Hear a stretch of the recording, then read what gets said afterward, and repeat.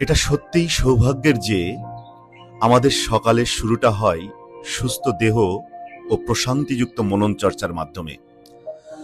বাংলাদেশে আর কোথাও এই সুযোগ আছে কিনা আমার জানা নেই, হয়তো পৃথিবীতেও বিরল। পৃথিবীতে নিজের অস্তিত্ব অনুভব করতে হলে নিজেকে মাটির সাথে স্পর্শ করা জরুরি। সেই লক্ষ্যে আমরা প্রথমে হাঁটি বালির উপর দিয়ে, তারপর কাঠের গুঁড়ির উপর দিয়ে হেঁটে যাই।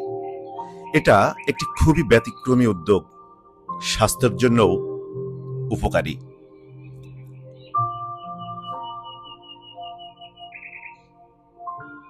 এরপর আমরা হেঁটে যাই ছোট ছোট নুড়ি পাথর দিয়ে তৈরি পথ ধরে, যা সমস্ত দেহ ও মনকে নাড়া দিয়ে যায়, কাজ করে আকুপ্রেশারের মতো।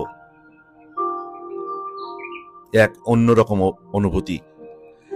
তারপর হাঁটি আমরা মোটা লাল বালুর উপর দিয়ে। লাল বালুর স্পর্শ মারিয়ে আমরা পরের ধাপে হাঁটি সাধারণ মাটির উপর দিয়ে। মাটিতে পা পড়া মানুষ হিসাবে খুব জরুরি।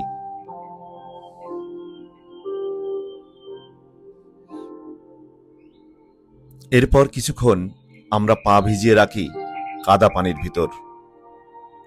তারপর হেঁটে যাই কাদামাটির তৈরি পথ ধরে, যে পথের স্পর্শে শরীর শুষে নেয় ইলেকট্রন। এটা সত্যিই অসাধারণ সুযোগ, আলহামদুলিল্লাহ, যেটা আমরা পেয়ে থাকি। ঢাকা শহরে বহু মানুষ বহুভাবে জীবনযাপন করে থাকেন। অনেকে অনেক উন্নত জীবনযাপনের ঢেকুর তুলতে পারেন, তবে তাদের সৌভাগ্যে নেই এইভাবে সকালের শুরুর। তারা হয়তো বলতেই পারবেন না শেষ কবে মাটিতে পা পড়েছে তাদের।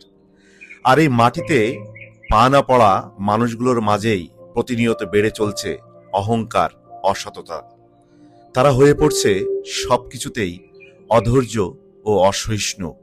তাই নিজেকে ও সমাজকে সুন্দর রাখতে আপনার চরণ যুগল নিয়মিত মাটিতে রাখুন, প্লিজ।